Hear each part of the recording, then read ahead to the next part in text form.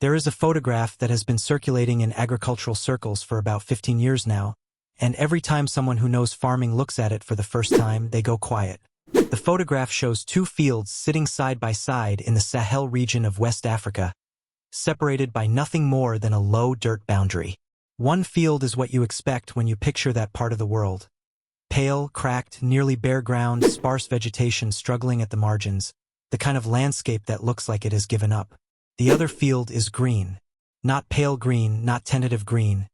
Deeply, abundantly, almost impossibly green, with millet stalks standing tall and broad canopies of trees spaced throughout and a visible richness to the soil at the base of every plant that tells you something living is happening down there. Same rainfall, same temperature, same starting soil, two completely different worlds. And the only thing that explains the difference is a practice that the farmer on the green side learned not from a university or a government program or an international development organization, but from his grandfather, who learned it from his grandfather, who learned it from generations of West African farmers who had been quietly running one of the most elegant and effective agricultural systems ever devised on a landscape that most of the modern world had already written off as unfarmable.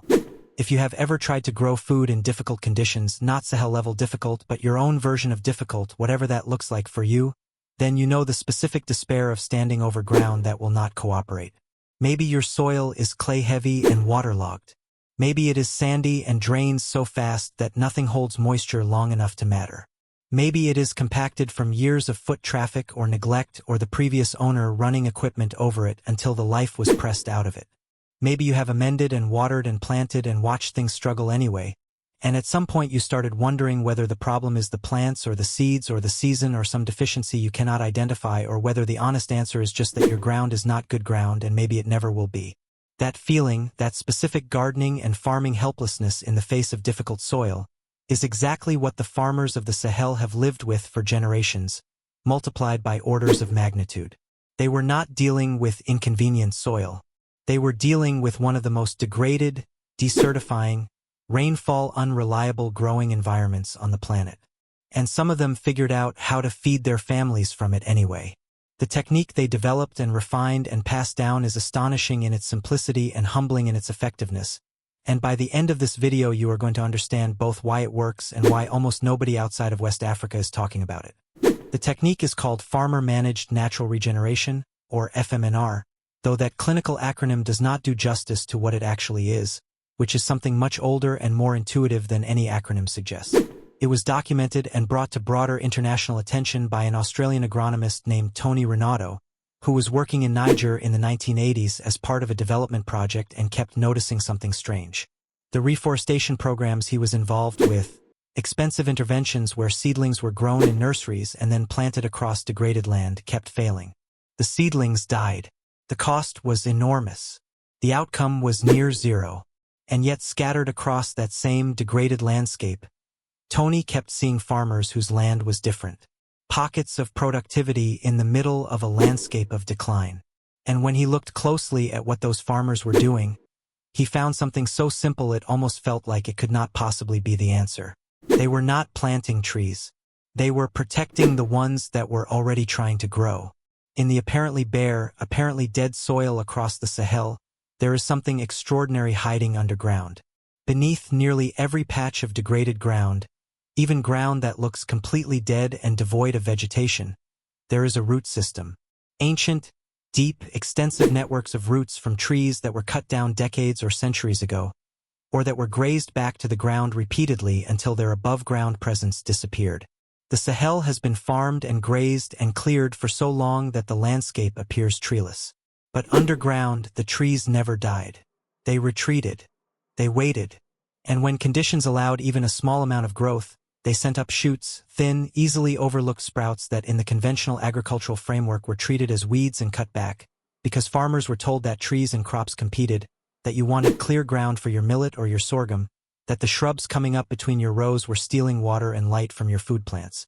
That instruction, repeated across generations of colonial-era agricultural advice and well-intentioned development programs, was profoundly and expensively wrong. Here is what FMNR actually involves at the practical level, because the concept is elegant but the practice is specific and the details are what make it work.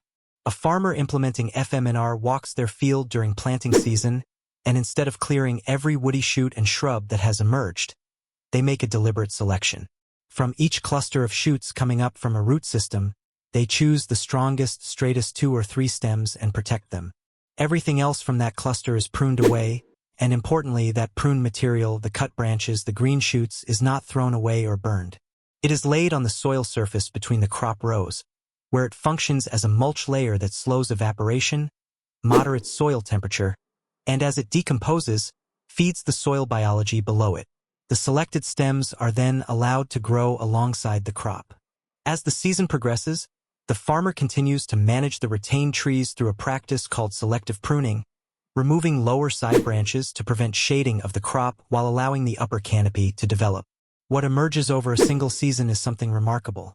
A crop growing in the genuine company of trees, the way crops in this region grew for thousands of years before land clearing became the dominant paradigm, and the way crops still grow in parts of the Sahel where the old knowledge was never fully abandoned. The reasons this works are layered and interconnected in a way that makes the system more than the sum of its parts. Start with water, because in the Sahel, water is everything. The tree canopy, even a partial one, reduces the evaporation rate from the soil surface dramatically. In an environment where rainfall arrives in intense, irregular bursts and the sun and wind between those bursts can strip moisture from exposed soil within hours, that canopy effect is the difference between a crop that survives a dry spell and one that does not. The roots of the retained trees, reaching sometimes 15 or 20 feet into the subsoil, access water reserves that annual crop roots, typically limited to the top 2 or 3 feet of soil, cannot reach. During droughts, the trees continue to transpire, continue to cycle moisture, and in doing so maintain a microclimate within the field that is measurably cooler and more humid than the bare ground fields surrounding it. Researchers measuring microclimatic conditions in FMNR fields versus conventionally cleared fields in Niger have found temperature differences at the soil surface of up to 10 degrees Celsius on peak heat days. 10 degrees. In an environment where heat stress is a primary cause of crop failure, that difference is not marginal. It is the crop. Then there is nitrogen, which is the limiting nutrient in most Sahelian soils and the reason synthetic fertilizer was introduced as the supposed solution to declining yields across the region. Many of the native tree species that dominate the Sahelian root systems are nitrogen-fixing species. Faidherbia albida is the most significant and the most studied. A remarkable tree in the acacia family that has the unusual property of leafing out in the dry season and dropping its leaves at the beginning of the wet season, which means it provides shade and reduces crop water stress during the harsh dry months, and then drops its nitrogen-rich leaf litter directly onto the field surface just as the rains begin and the crops are establishing. Exactly when that nitrogen is most needed, in a form that soil organisms can immediately begin processing. This is not a coincidence of timing. It is an evolutionary relationship between this tree, the soil organisms of the Sahel, and the farming practices of the people who have lived here for thousands of years. Faidherbia albida is sometimes called the upside-down tree because of this reversed leaf cycle, and farmers who have grown crops under it for generations describe the circle of ground beneath its canopy as the best-producing ground in any field. Soil tests confirm what the farmers already knew. Nitrogen levels under Faidherbia canopies are significantly higher than in open field areas, and crop yields in those zones are consistently and substantially better. Beyond nitrogen, the tree root systems perform a continuous mechanical improvement of the soil that no tillage implement can replicate. As roots grow through compacted subsoil layers, they create channels. When old roots die and decompose, those channels remain vertical pathways that allow rainfall to infiltrate rapidly rather than running off the surface, that allow subsequent crop roots to penetrate into lower soil horizons, and that allow the soil fauna, the beetles and termites and earthworms and fungi that constitute the living engine of soil fertility, to colonize depth rather than being confined to a thin surface layer. In severely degraded Sahelian soils where the conventional wisdom was that nothing could be done without massive external inputs, farmers running FMNR for 5 years have measured infiltration rates 3 and 4 times higher than comparable conventionally managed plots. The soil is literally changing its physical structure because the trees are present. The dust is becoming something else. The yield data that has emerged from FMNR adoption across Niger, Burkina Faso, Mali, Senegal, and parts of Ethiopia is the kind of data that should be front-page news in every agricultural publication in the world and somehow is not. In Niger alone, the adoption of FMNR across an estimated 5 million hectares of farmland since the 1980s has been called one of the greatest environmental transformations in African history. Satellite imagery from the region shows a measurable greening of the landscape that is visible from space. Millet and sorghum yields on FMNR managed land average between double and triple the yields on comparable cleared land in the same rainfall years. In drought years, the years that historically caused crop failure, famine, and mass displacement, the gap is even larger, because the microclimate buffering and deep water access provided by the retained trees keeps FMNR crops producing when cleared field crops fail entirely. Farmers who adopted the practice have described it in terms that development workers found almost difficult to believe at first: food security they had not experienced in their lifetimes, the ability to feed their families through dry spells that previously would have meant hunger, surplus production that allowed them to sell at market rather than simply subsisting. This is not a technology transfer story. This is a knowledge recovery story. A practice that existed, that worked, that was suppressed and dismissed and cleared away by the logic of modernization, quietly surviving in the hands of farmers who never stopped doing it, waiting to be recognized. Here is the twist, and it is a significant one. The story of FMNR is not just a story about Africa. It is not even primarily a story about the Sahel.